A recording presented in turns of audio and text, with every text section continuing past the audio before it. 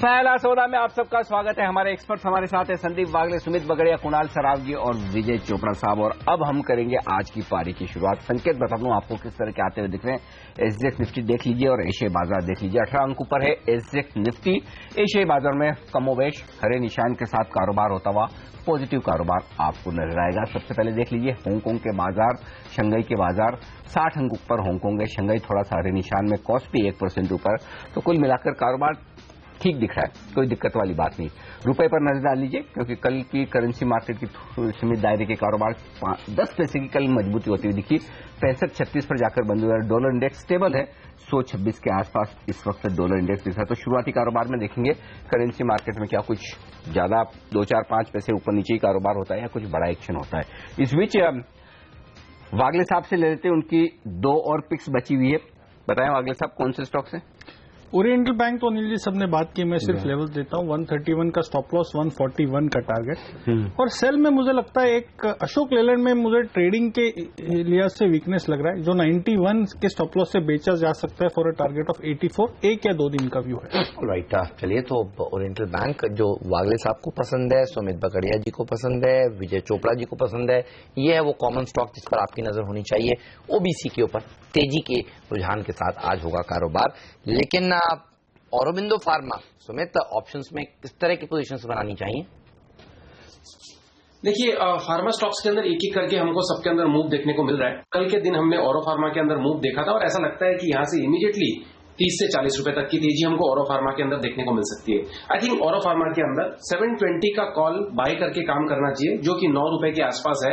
1 रुपया ऊपर नीचे मिलता है तो भी ले लेना चाहिए, कोई दिक्कत नहीं है। नीचे मिलता है तो और भी अच्छा है, रिस्क रिवॉर्ड रेशियो और अच्छा हो जाएगा। 4 रुपए का स्टॉप लॉस लगाना पड़ेगा इसके अंदर। और जो 20 से 30 रुपए का मूव हम एक्सपेक्ट कर रहे हैं, अगर ये आ जाता है अगले 4 से 5 दिनों के अंदर, तो औरो फार्मा का 720 का कॉल का वैल्यू 16 रुपए से 20 रुपए तक जाने की उम्मीद है। 4 से 5 दिन के लिए कॉल है, इसमें बाय करके काम किया जा सकता है। यहाँ पर एक खबर भी आई है कि 2 ब्रोंकियल की ड्रग्स हैं, उसको यूएसएफडीए की मंजूरी मिली और फार्मा में कुछ और ड्रग्स को मंजूरी मिली है, अच्छी खबर। इस बीच डीवीएस लैब को लेकर खबरें आ रही है। वाइजैक यूनिट के लिए जो इंपोर्ट अलर्ट जारी किया गया उसमें 10 प्रोडक्ट बाहर है, मतलब सारे के सारे नहीं, कुछ प्रोडक्ट्स अलग भी हैं। चलिए थोड़ी रात की बात है। और थर्ड पार्टी जिस तरह से इंपोर्ट अलर्ट का जवाब, वो तो ठीक है, वो नॉर्मल है, वो तो लेटर आया तो हमें जवाब देना ही पड़ेगा। लेकिन एक ये खबर है, अब ये 10 प्रोडक्ट कौन से बाहर है, उनका कितना बिजनेस है, वो देखना होगा। लेकिन इसमें एक चीज समझिए, जो इंपोर्ट अलर्ट होता है या इंपोर्ट बैन होता है, अगर किसी दवा पर होता है तो उसका असर कम होता है, किसी प्लांट पर होता है तो उसका असर ज्यादा होता है, क्योंकि प्लांट को क्लियर होने में भी वक्त लगता है और उस प्लांट से जो कुछ भी प्रोड्यूस हो रहा है वो आप एक्सपोर्ट नहीं कर सकते। तो डीवीज के लिए जो इंपोर्ट अलर्ट आया वो प्लांट पर आया है। अब ये कहने कि इस प्लांट में 10 दवाएं अलग है। अब उस प्लांट में कितनी दवाएं बनती है, कितने प्रोडक्ट है, वो हमें नहीं पता, कौन से अलग है और कौन से अलर्ट में है, उनका कितना बिजनेस है ये नहीं पता। लेकिन on the face of it खबर तो खराब है, सिंपल। अच्छा, चलिए शुरुआत करते हैं आज की पारी की। पहली टिक आपकी स्क्रीन पर सेंसेक्स और निफ्टी पर आती हुई दिख रही है और देख लीजिए किस तरह का माहौल बनता हुआ दिख रहा है। पहली टिक मेरे यहाँ फ्रेश होने में वक्त लग रहा है। 96 अंक नीचे सेंसेक्स और 7 अंक ऊपर खुलता हुआ निफ्टी। अब निफ्टी 14 अंक ऊपर आपको नजर आएगा। 8% ऊपर आइडिया दिख रहा है, वेरी गुड। आईसीआईसीआई बैंक 2% ऊपर। तो कल आई लेटर के लिए खराब दिन था। आईसीआईसीआई, आइडिया और आईटीसी ये तमाम कमजोर थे। देखते हैं आज थोड़े पॉजिटिव होते हैं या नहीं, लेकिन ये शुरुआत होती हुई दिख रही है। आइए रुपए की शुरुआत कर ले, देख लें करेंसी मार्केट में 3 पैसे की कमजोरी, कोई खास नहीं, 65-39 के आसपास रुपया खुलता हुआ दिख रहा है। तो अभी भी हेमंत, छुट्टियों के लिए बुकिंग कराने के लिए वक्त तो सही है। 65-65 की रेंज में इससे बढ़िया रुपया मिल जाए तो और अच्छी बात है। लेकिन ये बहुत अच्छे लेवल है। जिन लोगों ने 69 के देखे उनके लिए तो घूमने जाने लोगों ने करानी शुरू कर दी है। अब देखिए गर्मी की छुट्टियां आ रही हैं। आज हम बता रहे थे कि इंडियन होटल जैसे स्टॉक्स में अच्छी तेजी देखने को मिल सकती है। आज हम लोगों ने स्टॉक 2020 बताया था, विस्तार से आपको बताएंगे। लेकिन आज बिल्कुल सही कह रहे हैं, ये अच्छे लेवल्स हैं। अगर किसी को घूमने जाना है तो फिर बुकिंग कराई जा सकती है। लेकिन आप देखिए और कौन से वो स्टॉक्स हैं जहां पर गिरावट देखने को मिलेगी। डीवीज जब हम आपसे कह रहे थे 10% तो नीचे खुलने की तैयारी करेगा ही ये, तो आज जब पहला जो सर्किट है उसको हिट करता हुआ दिखेगा। 10% देखिए प्री ओपनिंग सेशन में। अभी इस ट्रेड को सेटल होने देंगे। विप्रो में थोड़ा दबाव देखने को मिलेगा। बजाज, हीरो मोटोकॉर्प थोड़ा कमजोरी के साथ खुलने के संकेत आज के सत्र में दे रहे हैं, लेकिन अच्छी तेजी देखने को मिलेगी बालाजी माइंस में, आरसीएफ में। और इन दोनों शेयरों के लिए अच्छी खबर आती हुई कि एंटी डंपिंग ड्यूटी लगेगी कुछ ऐसे प्रोडक्ट्स के ऊपर जो पेंट के लिए इस्तेमाल होते हैं, और ये कंपनियां दरअसल वो प्रोडक्ट्स भी बनाती है। इन्होंने अर्जी दी थी। इसके अलावा एचसीएल टेक के लिए देखिए बायबैक का का जो बढ़ाव आया उसके बाद यहाँ पर आज ऊपर खुलता हुआ नजर आएगा। INFS इंजीनियरिंग 8% की बढ़त के साथ खुलने की तैयारी कर रहा है। वरुण ब्रोवेजेस जहां पर CLSA ने कहा है कि खरीदारी करनी चाहिए, 540 का लक्ष्य उन्होंने दिया है, ये शेयर भी देखिए 2.5% मजबूती के साथ खुलने की तैयारी कर रहा है। और एक स्टॉक बॉम्बे डाइंग, इसको कैसे बोले अगले साहब, आपने किस लेवल पर बताया था कि खरीदारी करनी चाहिए? हेमंत मुझे याद है 50-52 में हमने पहले इसकी बात की थी। भाव देखिए क्या है, 80 रुपए का भाव हो गया। हाँ, क्या तो वहां से वन वे, और मुझे अभी भी थोड़ी सी अपसाइड दिखती है। 85-86 का टारगेट अभी भी लगता है। सुपर प्रदर्शन दिखाया बॉम्बे डाइंग, रेमंड, ये दोनों स्टॉक्स से अच्छा प्रदर्शन। कल या फ्राइडे को भी कुछ बड़े ब्लॉक्स होते हुए, फ्राइडे था मेरे ख्याल से, फ्राइडे को भी कल हमारी टीम में भी शामिल था। 12% के मूव था इसमें। वंडरफुल। तो हाँ, शायद कल ही सुबह ब्लॉक थे, राइट, कल सुबह बड़ी ब्लॉक डील होते और हम कह भी रहे थे कि ये प्रमोटर वाली नहीं है। हाँ, एग्जैक्ट प्रमोटर। तो ये यहाँ पर जो प्रमोटर्स हैं वो दरअसल पूंजी डालना चाहते हैं और उसी के चलते तेजी हो रही है। तो चलिए, बॉम्बे डाइंग एक और स्टॉक है जिस पर आप नजर जरूर रखिएगा, लेकिन नजर रखिएगा उन 20 बेहतरीन शेयरों पर जहां पर ट्रेडिंग के लिए आज से मिलते हैं आपको मौके। एक दो तो लीक कर दिए हैं लेकिन उसके अलावा भी बहुत सारे हैं। तो देख लेते हैं आज का मैच जो 7:30 से 8 के बीच में खेला गया, हेमंत और नीरज के बीच में, कौन से हैं वो 20 बेहतरीन ट्रेडिंग आइडियाज जो आज कर सकते हैं आपकी मदद मुनाफा कमाने में। देखते हैं स्टॉक 2020 का अपडेट।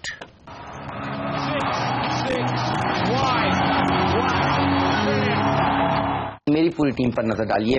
आज डीमार्ट की लिस्टिंग बम्पर होने वाली है और इसीलिए राधाकृष्ण दमानी जो डीमार्ट के ओनर हैं उनकी जहां पर हिस्सेदारी है और कंपनियों में उस पर नजर होनी चाहिए। ट्रेंडटेक और इसी तरह की टाटा ग्रुप की कंपनियां जहां पर वो हिस्सेदारी ओन करते हैं, ये भी रिटेल कारोबार कर चलाती है, यहां पर नजर रखिए। इंडिया सीमेंट में उनकी हिस्सेदारी है, यहां पर नजर रखिए, अच्छी तेजी देखने को मिल सकती है। 55 रुपए के आसपास के लेवल से वो इंडिया सीमेंट में हिस्सेदारी खरीदते जा रहे हैं, हर लेवल पर और उनकी तरफ से बाइंग नजर आती है। इसके अलावा नजर रखिएगा छोटी मझौली सीमेंट कंपनियों पर, यहां पर अच्छी तेजी देखने को मिल सकती है। हेडलबर्ग, प्रिज्म सीमेंट अच्छा कमाल दिखा सकते हैं और अब से लेकर मॉनसून जब तक शुरू नहीं हो जाता तब तक सीमेंट के दाम और बढ़ने की भी अपेक्षा लगाई जा रही है। प्रोजोन एक और ऐसी कंपनी है जहां पर राधाकृष्ण दमानी हिस्सेदारी ओन करते हैं, इसलिए इसको भी टीम में शामिल किया है। इंडियन होटल्स एक बहुत ही बढ़िया hotel company Taj group of hotels को ओन करती है और अगेन टाटा ग्रुप का पेरेंटेज है, यहां पर तेजी देखने को मिल सकती है। और बाजार में जिस तरह की रौनक लगी हुई है प्राइमरी मार्केट में भी और सेकेंडरी मार्केट में भी, इसका फायदा आपको ब्रोकिंग कंपनीज के द्वारा उठाना चाहिए। एडलवाइज और IIFL होल्डिंग अच्छा प्रदर्शन दिखा सकते हैं। फ्रीट का दर्जा मैंगलोर केमिकल्स को दिया है। आज फर्टिलाइजर कंपनियां अच्छा प्रदर्शन दिखाएंगी और जय भारत मारुति अगले हफ्ते गुड़ी पड़वा है और मारुति की बिक्री बढ़ेगी। जय भारत मारुति कि इसमें हिस्सेदारी ओन करता है मारुति, तो यहां पर अच्छा प्रदर्शन दिखा सकता है। कल भी हमारी टीम में शामिल था, आज दूसरे दिन फिर से इसको जगह दी है। खरीदारी पे खास तौर पे फोकस है मेरी टीम में भी, तो उस पर नजर डालिए। CNC कंस्ट्रक्शन बड़ा ऑर्डर मिला है, ILFS को भी एक ऑर्डर मिला है। स्ट्राइक साशुन के मर्जर के बाद यहाँ पे पॉजिटिव दिख रहा है। अरविंदो फार्मा को USFDA से अप्रूवल मिल गया है। HCL टेक्नोलॉजीज ने 1000 रुपए पे बाईबैक को मंजूरी दी है, वो एक पॉजिटिव है। बालाजी अमाइंस और जो दूसरा RCF स्टॉक है उसको रिजल्ट लिए क्योंकि एंटी डंपिंग ड्यूटी लगाने की खबरें आ रही हैं। डिवीज लैब के लिए बहुत बुरी खबर है, USFDA ने इम्पोर्ट अलर्ट जारी कर दिया है। कावेरी सीड भी बाईबैक करने जा रहा है 27 मार्च को, बोर्ड बैठक। और फैक्ट को नजर रखिए क्योंकि फर्टिलाइजर कंपनियों में भी एक एमलगमेशन, एक मर्जर की तैयारी सरकारी तौर पर चल रही है।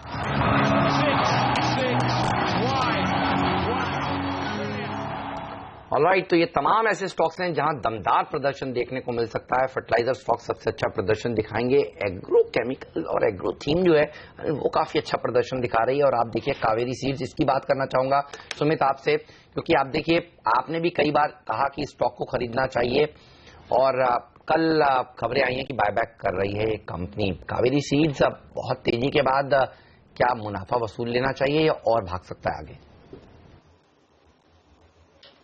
आई थिंक थोड़ा सा एक बार प्रॉफिट बुकिंग तो आ सकती है क्योंकि स्टॉक ने एक मूव तो दिखाया हुआ है, बट ओवरऑल स्ट्रक्चर एक बार के लिए पॉजिटिव बन गया है। तो अगर कोई ऐसी मुनाफा वसूली आती है तो इस स्टॉक के अंदर लोअर लेवल से बाइंग करने की सलाह रहेगी।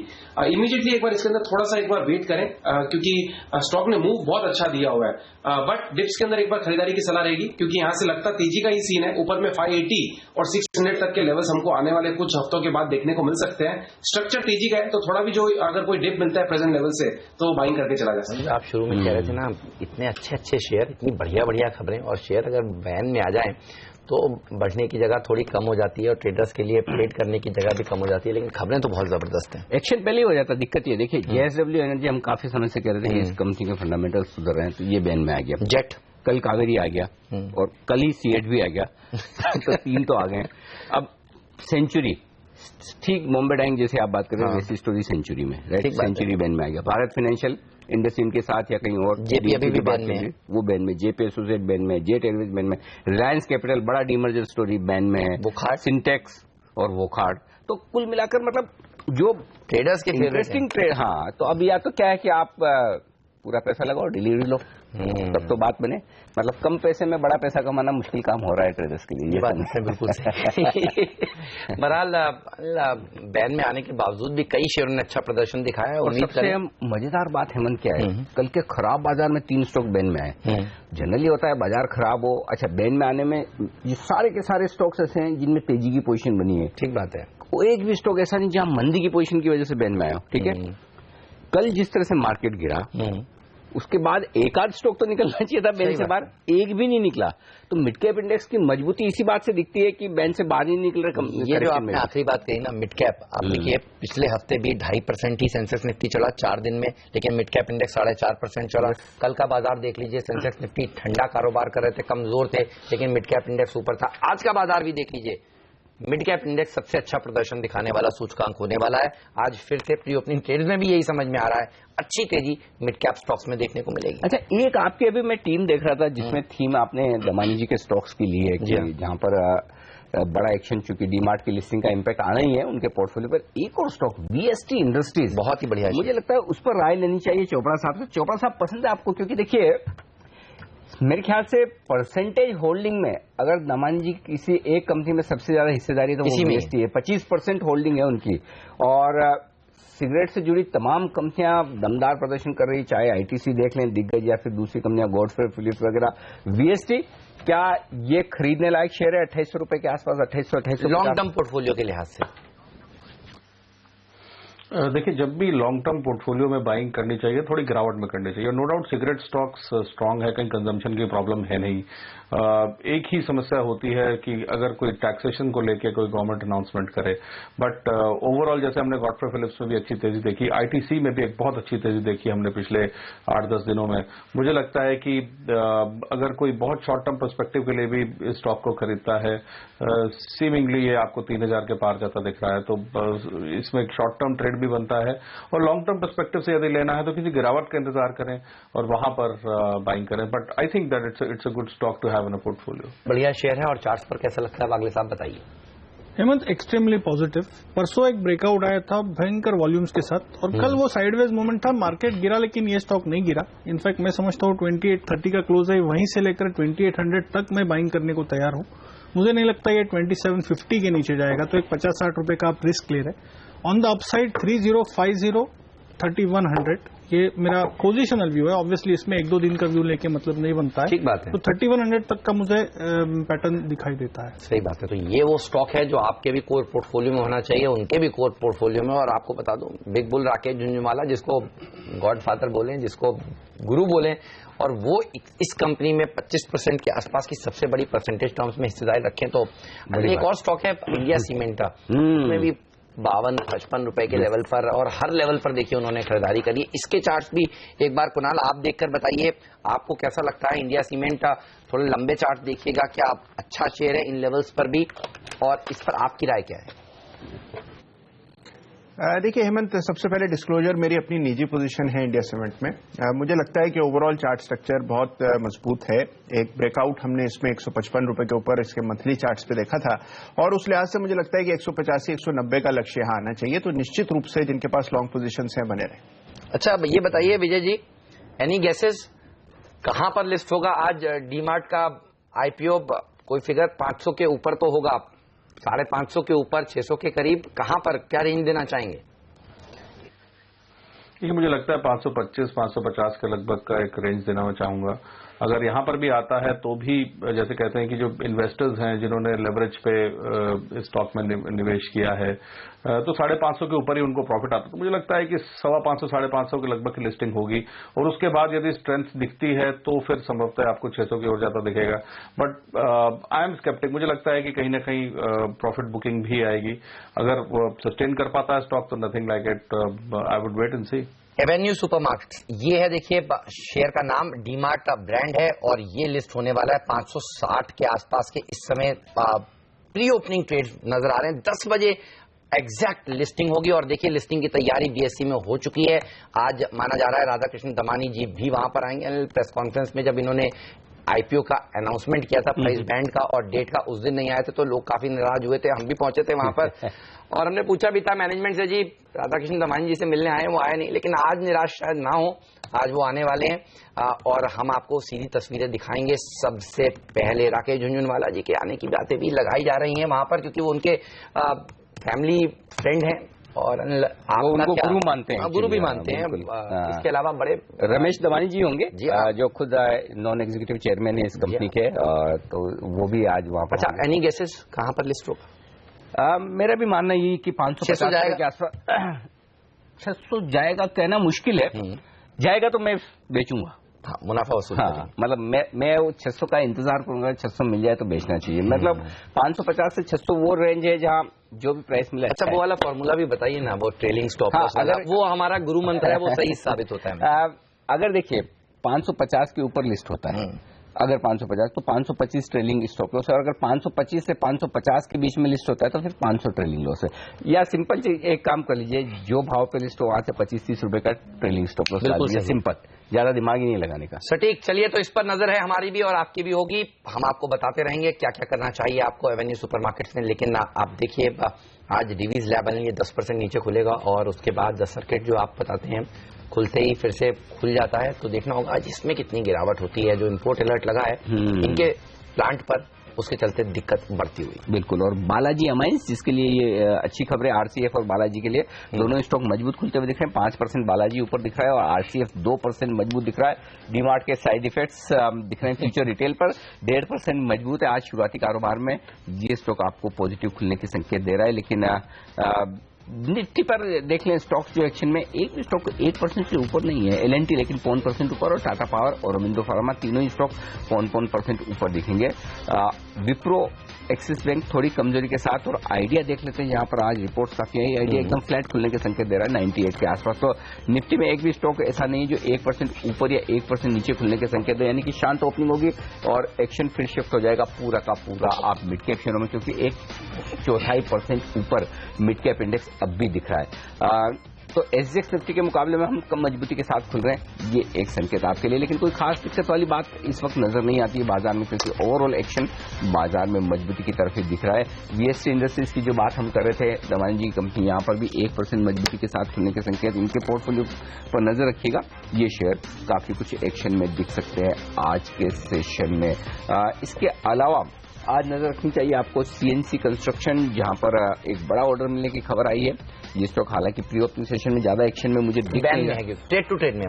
ट्रेड टू ट्रेड में, इसलिए बाद में खुलेगा ये, ठीक बात है। तो यहाँ पर ट्रेड टू ट्रेड की वजह से बड़ा एक्शन नहीं, लेकिन बाद में शायद एक्शन होता हुआ दिखे, लेकिन ट्रेडिंग के मौके आपके लिए होंगे नहीं।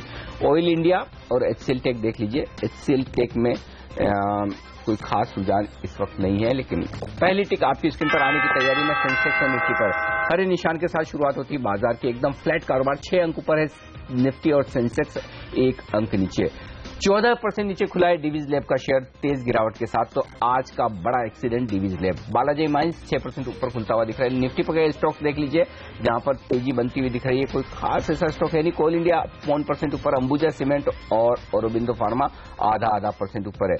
आइडिया भारती आज फिर से कमजोर। डॉक्टर, आइडिया में गिरावट तेज होती दिख रही है, 3% टूटता हुआ आइडिया का शेयर। डॉक्टर 1.5% नीचे और भारती भी 1% नीचे। तो टेलीकॉम शेयरों पर दबाव है, आइडिया में कमजोरी बढ़ती हुई दिख रही है। ये वायदा कारोबार में 15% टूटता हुआ डीवीज लैब बड़ा तेज गिरावट का शिकार होता है। मेरे ख्याल से दूसरा सर्किट के आसपास ट्रेड करता हुआ दिख रहा है। आइडिया 5% लुढ़क गया है। एफएनओ में तेज मार यहां पर भी पड़ती हुई दिख रही है। डॉक्टर रेड्डीज 2.5% नीचे। डॉक्टर क्यों इतना गिरा है? डॉक्टर इंटरेस्टिंग हेमंत, ये स्टॉक बड़ी तेजी से गिर रहा है। बिल्कुल, बहुत स्पीड से गिर रहा है। 80 रुपए निकल गया खुलते ही, आप देखिए। इसके अलावा EIL और ऑयल इंडिया, इन दोनों स्टॉक्स में गिरावट देखने को मिल रही है। कल जरूर ये शेयर हरकत में थे बायबैक की खबरों को लेकर। एचसीएल टेक के ऊपर भी रखिए नजर, यहाँ पर 0.5% की मजबूती के साथ इस समय कारोबार होता हुआ आपको दिखेगा।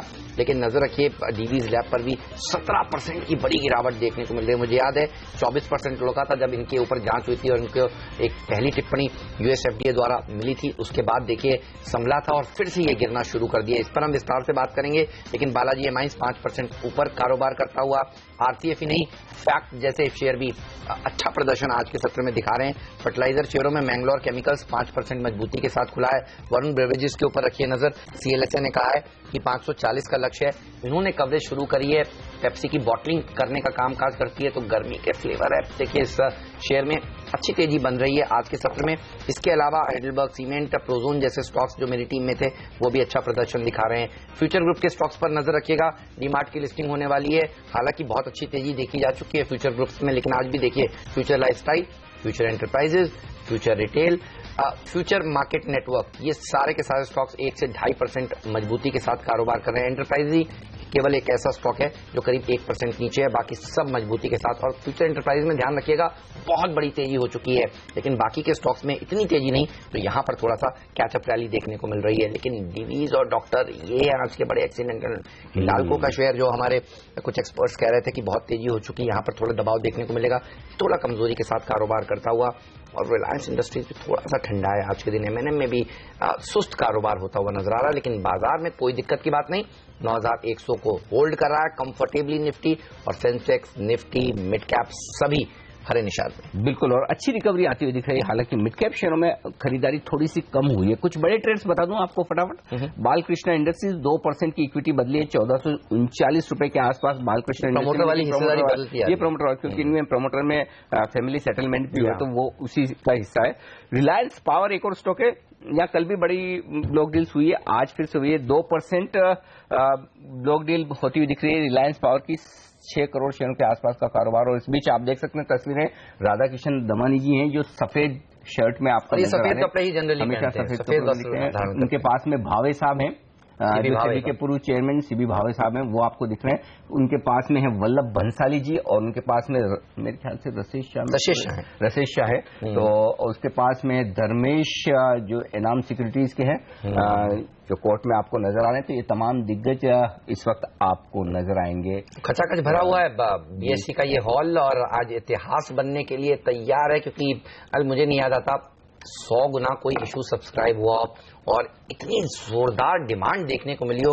आप कल बता रहे थे 2.25 लाख करोड़ की एप्लीकेशन आई। 2 लाख करोड़ से ज्यादा की एप्लीकेशन आई है, तो कुल मिलाकर ये बड़ा एक्शन। तो राधा किशन दमानी जी काफी दिनों बाद एक बार फुटेज लाते हैं, काफी दिनों बाद देखिए टीवी स्क्रीन पर दिख रहे हैं। जनरली मीडिया से बातचीत नहीं करने के लिए जाने जाते हैं और फोकस रहता है कंपनी के कामकाज के ऊपर। तो ये है राधा किशन दमानी जी, जो आपको अब देखिए चश्मा इनके गले में है, और अब ये कुछ ही देर में गोंग बजाएंगे। मैं ढूंढ रहा हूँ क्या बिग बुल राकेश झुनझुनवाला भी वहां पर हैं या नहीं है। हमारे संवाददाता वहां पर फिलहाल पहुंचे हुए हैं, और हम आपको ले चलेंगे जैसे ही वो बात करना शुरू करेंगे और वो गोंग को बजाएंगे।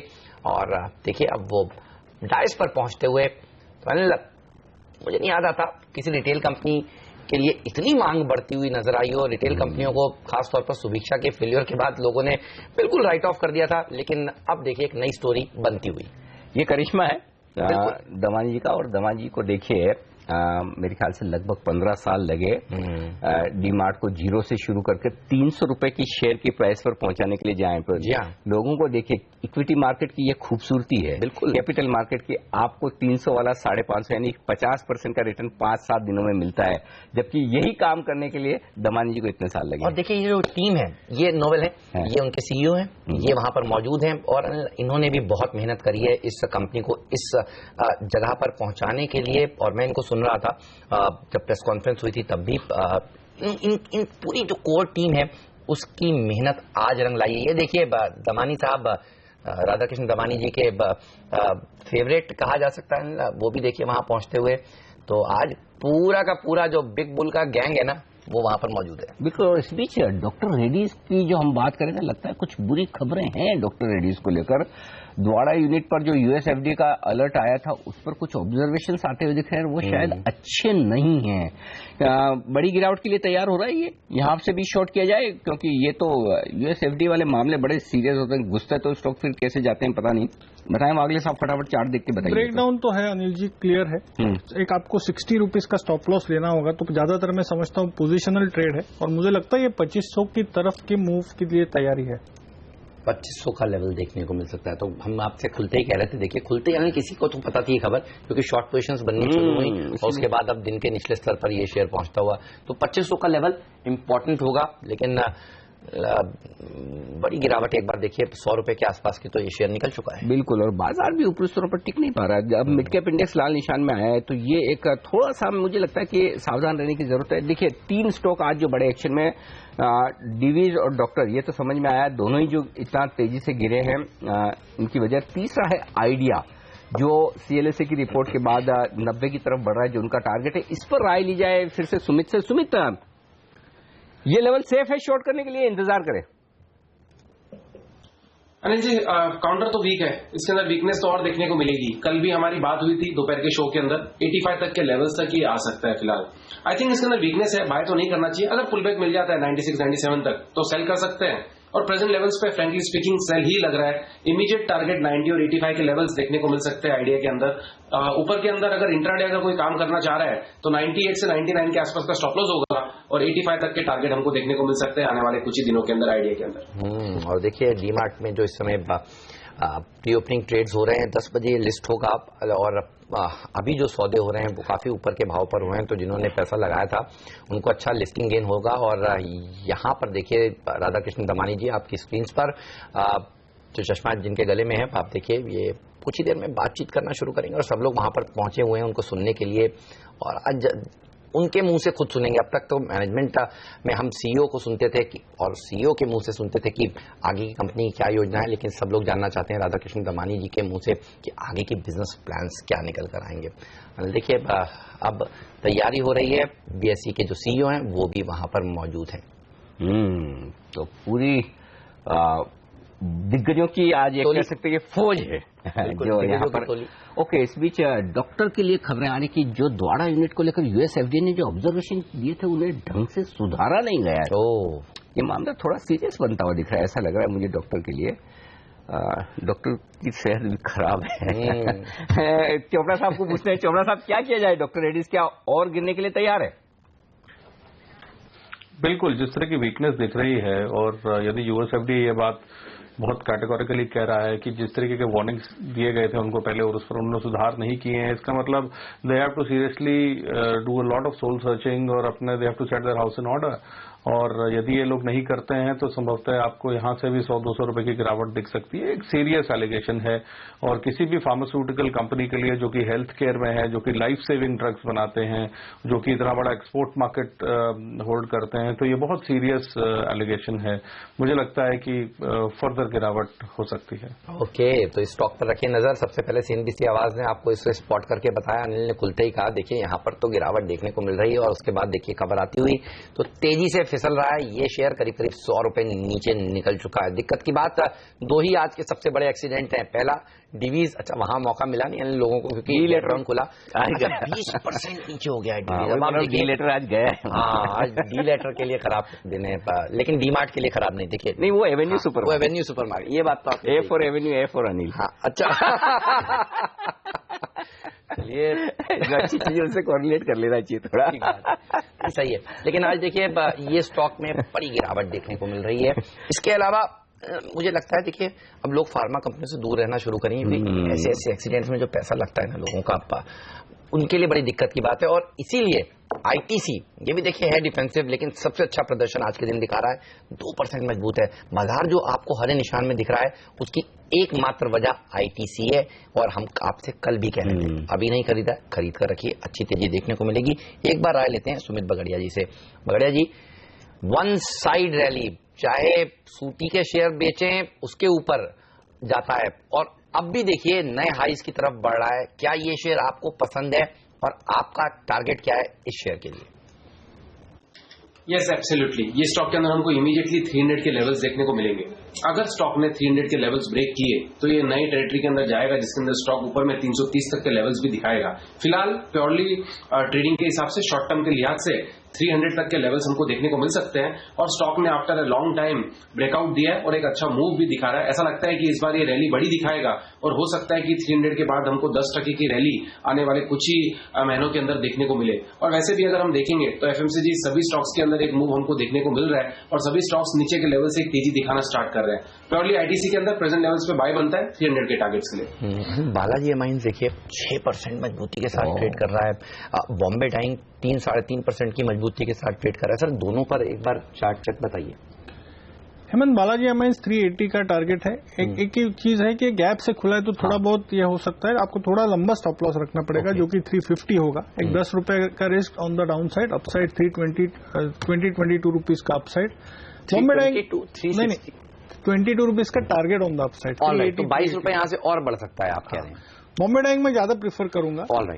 As a trade for next 3-4 days मुझे लगता है 86 की जो लेवल्स मैंने कहे वो आने चाहिए और 77.50 का स्टॉप लॉस रख के काम करें। बॉम्बे डाइंग ही सही है, बालाजी और बॉम्बे डाइंग में सही कर रहे हैं क्योंकि बालाजी बहुत ज्यादा गैप से खुला है और वैसे खबरें भी। और बॉम्बे डाइंग में ट्रेडर्स का इंटरेस्ट है, लिक्विड है, वॉल्यूम है। बालाजी तो कभी जिस दिन खबर आई उस दिन थोड़ा बहुत एक्शन में गया, तो वो बॉम्बे डाइंग एकदम स्पॉट सही कर रहे हैं वागले साहब और पिछले कई दिनों से कर रहे हैं। 55 रुपए के भाव से हम बार बार पूछते हैं, बताइए और टारगेट ऊपर क्या आते हैं। परफेक्ट, चलिए ब्रेक लेते हैं और इस ब्रेक के बाद कल के विपरीत आज एक्शन दिख रहा है। कल क्या था, सेंसेक्स निफ्टी लाल निशान में थे, मिड कैप और बैंक निफ्टी हरे निशान में। आज हो गया है उल्टा, सेंसेक्स निफ्टी हरे निशान में, मिड कैप और बैंक निफ्टी लाल निशान में। लेकिन लॉन्ग या शॉर्ट कहाँ है मौके आपके लिए ट्रेडिंग के? वागले साहब, सुमित जी, कुणाल जी और विजय चोपड़ा साहब बताएंगे आपको इस ब्रेक के बाद भी, क्योंकि ब्रेक के दौरान वो ढूंढेंगे कुछ बेहतरीन मौके ट्रेडिंग के। आप बने रहिएगा हमारे साथ।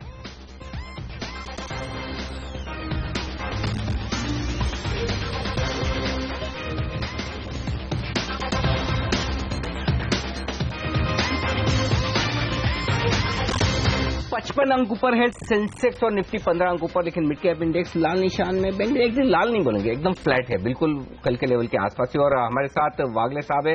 वागले साहब ने कुछ स्टॉक ढूंढा है ब्रेक के दौरान। वागले साहब कौन सा है?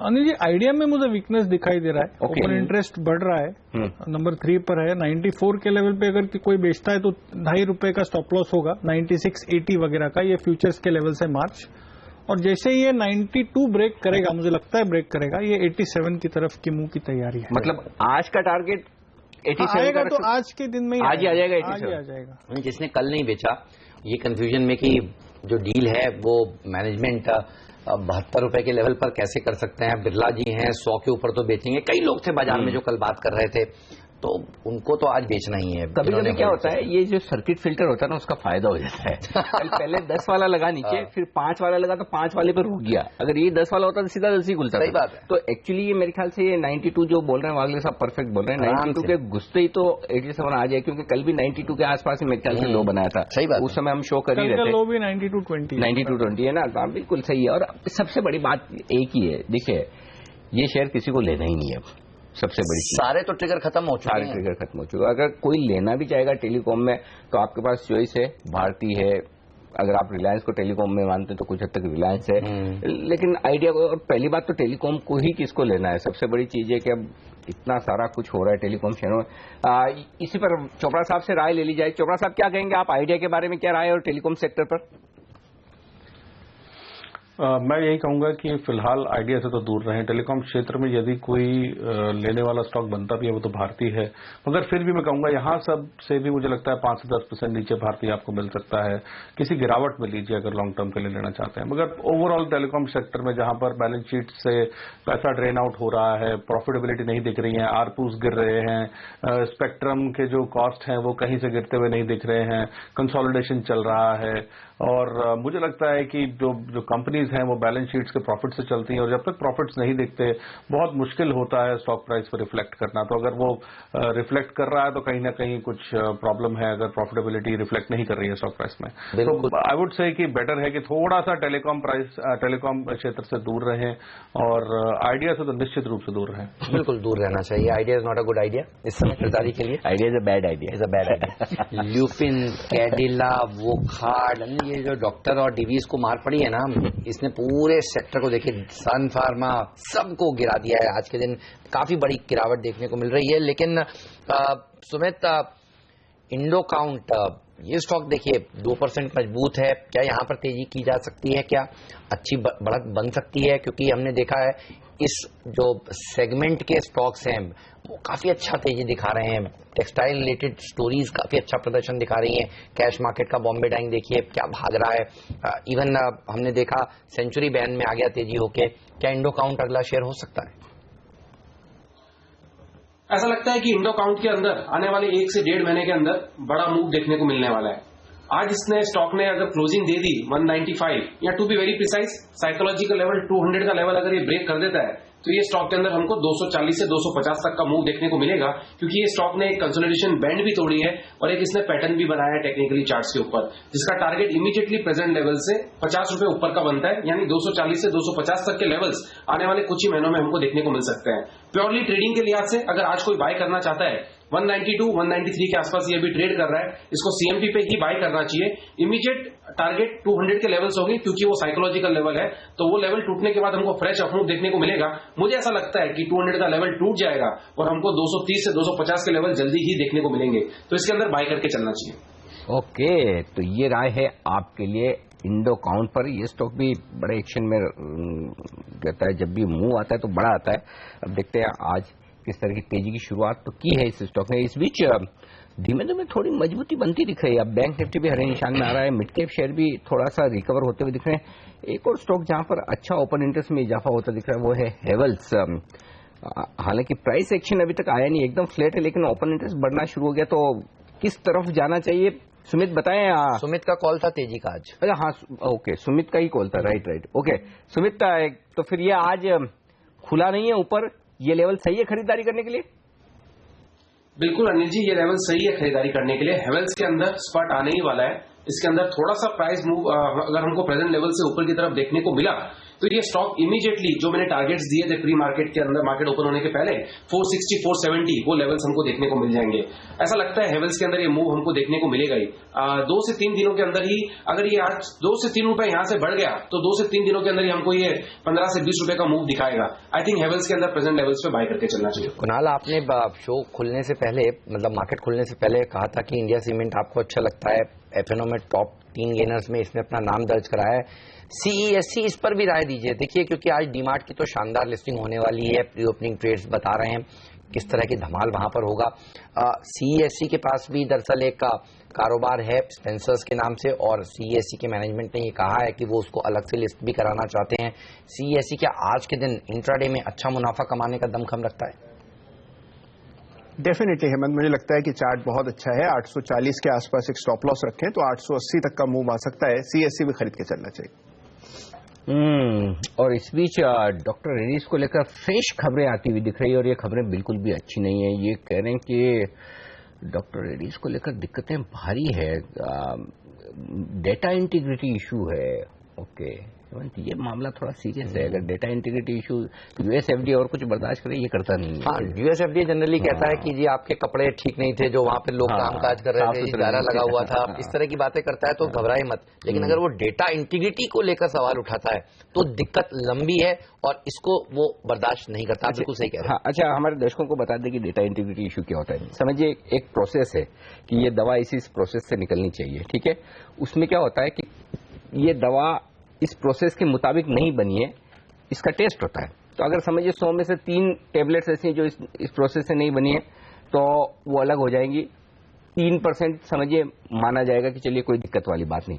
लेकिन समझिए 3% से ज्यादा है, तो फिर क्या होता है, आप क्या करते हैं, वो प्रोसेस ही हटा देते हैं और वापस से करते हैं, तो वो पुराना डेटा बताते ही नहीं है। और अगर ऐसा डेटा छुपाया जाता है उसे कहते हैं डेटा इंटीग्रिटी, और वो होता है तो यूएसएफडीए उसे बड़ा सीरियसली लेता है। ये मामला बड़ा है एक्चुअली, जो मुझे समझ में आ रहा है डॉक्टर रेड्डीज को लेकर। बिल्कुल, तो अब डॉक्टर रेड्डीज की तरफ से सफाई आना बाकी है। लेकिन देखिए, दिन के निचले स्तर पर ये शेयर खुलते ही गिरता गया, फिसलता गया और डेज लो पर 125 रुपया निकल चुका है। डॉक्टर रेड्डीज स्टॉक के ऊपर रखिएगा नजर। लेकिन बागले साहब इसी बीच हमें इशारा दे रहे हैं कि सीईएससी जो है वो और दौड़ लगाने के लिए तैयार है। तो अभी कुणाल जी ने कहा कि ये शेयर अच्छा है। सर, आपके टारगेट चार्ट पर हेमंत, मैं इंट्राडे ट्रेडिंग के लिहाज से बताऊंगा। एक अहम लेवल जो कि कल का हाई है 847, 848, ये मार्च फ्यूचर्स के लेवल से उसको जिस तरह से ब्रेक किया है, मुझे लगता है वो स्टॉप लॉस रख के हम 870 की तरफ का टारगेट एक्सपेक्ट कर सकते हैं, 870, 872।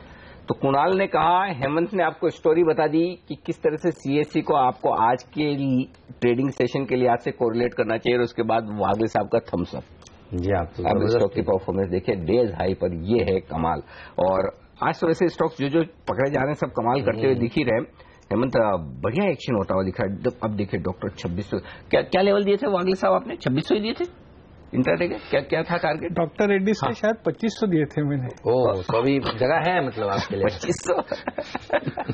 लेकिन क्या बड़ी बात है, अगर 18% डीवीज गिर जाए तो ठीक है। ये इनके लिए राहत की बात है कि चलिए निफ्टी का स्टॉक इसलिए ठीक है, और वाड़ा यूनिट का पहले से पता था कि भाई दिक्कत है। अदरवाइज अगर यही पहली खबर में तो आराम से 10% ये भी निकल जाता तो बड़ी बात नहीं। लेकिन दूसरा देखिए, आइडिया आपके बोलने के बाद डेज लो पर ट्रेड कर रहा है, वहां पर होता हुआ दिख रहा है। हेवल्स जो बता रहे थे सुमित खरीदारी करने के लिहाज से ये डेज हाई के आसपास ट्रेड कर रहा है, तो स्टॉक स्पेसिफिक एक्शन तो बाजार में। हाँ, एक और स्टॉक ये देखिए जिसकी हम शुरुआत में बात कर रहे हैं, वीएसटी इंडस्ट्रीज।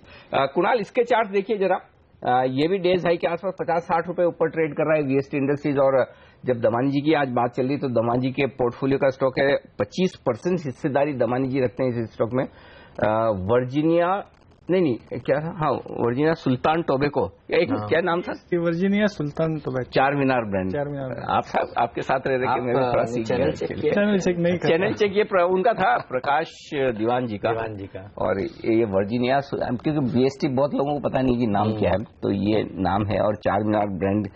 हाँ कुणाल, हम आपसे पूछे थे, बताइए इस स्टॉक के लिए क्या टारगेट था? 2900 पार हो गया ये तो। देखिए, बहुत ही बेहतरीन चार्ट स्ट्रक्चर है नील। जो मुझे लगता है थोड़ा सा लॉन्ग टर्म व्यू रखे तो यहाँ 3200 के लक्ष्य आ सकते हैं, लेकिन एक लिबरल स्टॉप लॉस 2800 पर रखें और इसको पोजिशनल लिहाज से रखें तो मुझे लगता है 3200 आना चाहिए। तो आज जो है राधा कृष्ण दमानी जी का दिन है।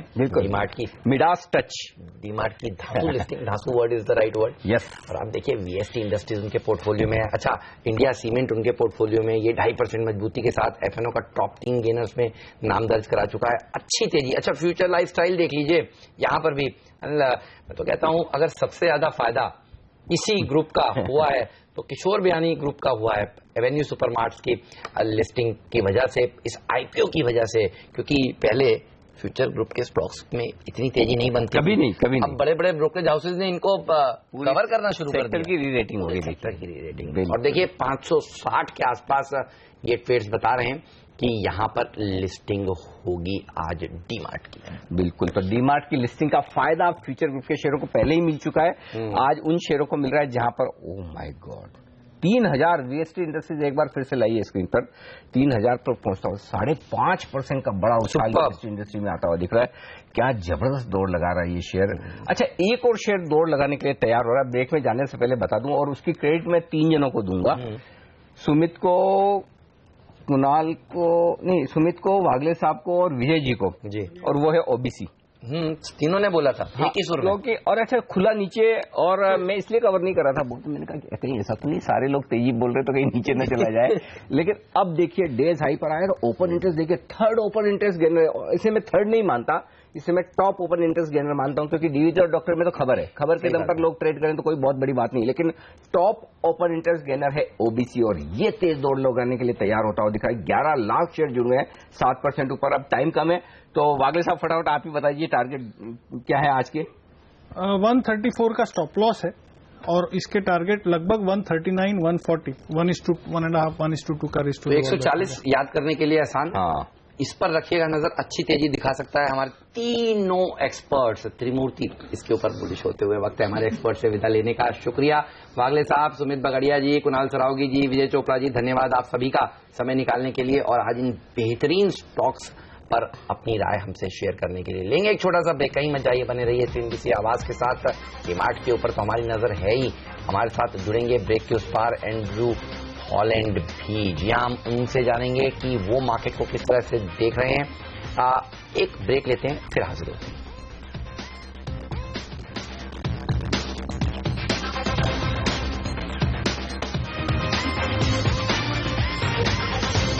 और इस बीच आज की सबसे बड़ी और दमदार लिस्टिंग एवेन्यू सुपरमार्ट यानी कि डीमार्ट की लिस्टिंग 600 रुपए पर होती हुई दिख रही है। तो तमाम अनुमानों से कहीं ऊपर 600 रुपए राउंड फिगर में लिस्टिंग, यानी कि 301 ऊपर, इसका मतलब हमता है ये आंकड़ा सोच समझकर एकदम 600 का चुना है। तो डबल हुआ है पैसा। आप ये मान लीजिए 299 रुपए पर शेयर मिला, 600 रुपए पे लिस्ट हुआ, वरना 300 वाला 600 रुपए हो गया। हम सोचते थे 300 वाला 500 550 होगा, लेकिन ये है जादू जो कि हम आपको बार बार दिखा रहे थे। आज राधाकृष्ण दमानी जी का देखिए, इन्हीं का जादू है।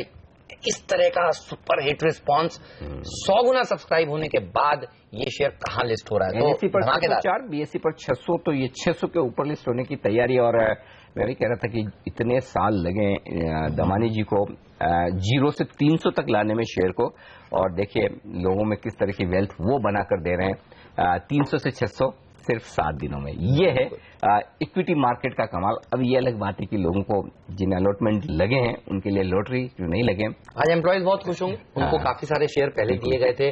आज उनके सर्कल के लोग काफी खुश होंगे, उनको काफी सारे शेयर दिए गए थे, और इन सब लोगों ने तो ये माना है कि ये शेयर नहीं बेचने वाले आज के दिन इस भाव पर भी। लेकिन ये बताइए, जिन्होंने लिस्टिंग गेन्स के हिसाब से लिए थे उनको बेच देने चाहिए क्या? लॉन्ग टर्म इन्वेस्टर्स तो जिनको मैं जानता हूं वो तो कह रहे हैं कि ये शेयर 3 साल में यहां से डबल होने वाला है। आपका क्या मानना है? लिस्टिंग गेन वालों को बेचना चाहिए, उसमें कोई डाउट नहीं। मतलब मैं सिंपल, अगर वैल्यूएशन, इसमें कोई बेचने का मतलब ये नहीं कि कंपनी खराब है या प्रोमोटर खराब है या फिर लिस्टिंग जरूर से ज्यादा ऊपर हो गई, लेकिन अल्टीमेटली वैल्यूएशन एक चीज होती है। अगर आपका 2-3 साल का व्यू है, ठीक बात, तब तो कोई दिक्कत नहीं। अब भी पोर्टफोलियो इन्वेस्टर्स के लिए तो अब भी होल्ड है, लेकिन सिर्फ लिस्टिंग पर गेन के लिए आज से 600 के प्राइस ड्रीम है। सुपर्ब। चलिए, तो प्राइमरी एक्शन का जो धमाल है वो ये है जो आप अभी देखने वाले हैं। लेकिन अब आपकी बात कराते हैं एक और विद्वान से। जी हाँ, हमारे साथ एंड्रू हॉलैंड जुड़ चुके हैं, जो CEO हैं एवेंडस कैपिटल के। Very good morning to you sir. DMart IPO is going to list on a very solid note. We are seeing, buoyancy in markets as well. What is your view on Sensex Nifty? Do you think we'll soon see a 10,000 level on Nifty, sir?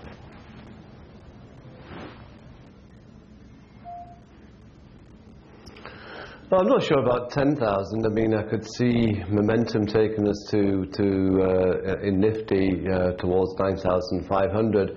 But that really depends on global factors too. But at the moment, global factors are somewhat supportive. So, we've got a liquidity-driven risk-on trade, which has been going on for some time now, and our markets are participating in that. I think, a week or so ago, obviously helped by Prime Minister Modi winning, or the BJP winning in UP so convincingly, and I think that's brought FII's confidence towards the reform process, back to the fore. But obviously, emerging markets overall are receiving a lot of fund flows at the moment through ETFs. And just because of India's weightage in that, then obviously we will get flows from FIIs. But I think obviously a little bit more than usual, partly because of the win in UP and such a convincing win. So that's just kept markets where we are for the moment. But I say any further up leg in global markets will continue to help India. So what do you think, sir, going forward, would we get triggers from global markets or local triggers would work?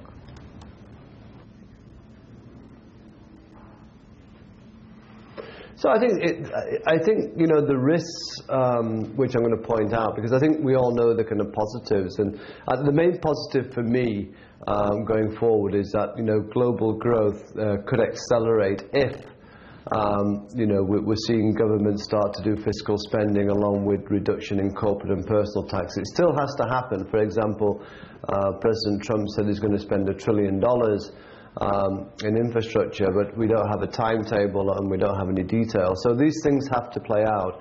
But I suppose the risks are obviously the French elections, which are coming up at the end of April, and obviously we'll have to watch the opinion polls in terms of what's really happening there.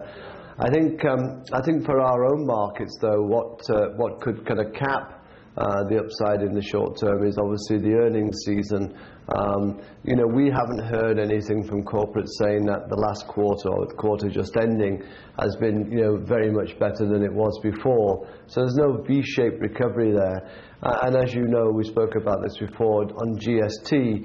once that's implemented. I do feel that's a real risk to kind of disrupt the economy for minimum 3 months, if not longer. So, you know, earnings forecasts already have been brought down since the beginning of the year from 20% to 15%, and I suspect we're going to get another leg down. So I think from our own market perspective, you know, we're pretty much capped in terms of valuations at the moment. If anything, they're looking at a wee bit expensive, given their earnings are not really being, you know, not really picking up at the moment, and there's a risk on GST. And obviously, if global markets were to falter, then obviously that would have a negative too. So I'm not trying to paint pour cold water on what's been happening. It's good to always hit new highs, but there are some risks out there which I think we're just being a bit complacent about at the moment, and they could come back to help us move the market to consolidate, if not fall from these levels. Sir, we are a little short of time today. Actually, covered a lot of DMart and this listing. We'll talk again sometime soon. Thank you so much. बहुत बहुत धन्यवाद sir आपका हमारे लिए वक्त निकालने के लिए। तो एंड्रू सर कहते हुए कि बाजार में थोड़ा सा कंसोलिडेशन का माहौल बना रहेगा। इस बीच कंसोलिडेशन दिख रहा है सेंसेक्स निफ्टी में हरे निशान के साथ कारोबार होता हुआ, लेकिन बड़ी तेजी भी नहीं तो बड़ी मंदी भी नहीं। इंतजार है DMart की लिस्टिंग का। पहला सौदा में आज के लिए इतना ही, लेकिन आप बने रहिए CNBC आवाज के साथ। आशीष वर्मा हमारे साथ जुड़ेंगे जो पूरा कवरेज करेंगे DMart का, कहां पर लिस्ट हो रहा है, उसके बाद किस तरह से बढ़ रहा है। कमोडिटी बाजार की ओपनिंग पर भी हमारी नजर रहने वाली है। लेंगे इस नोट पर आप लोगों से विदा, हमें दीजिए इजाजत। नमस्कार।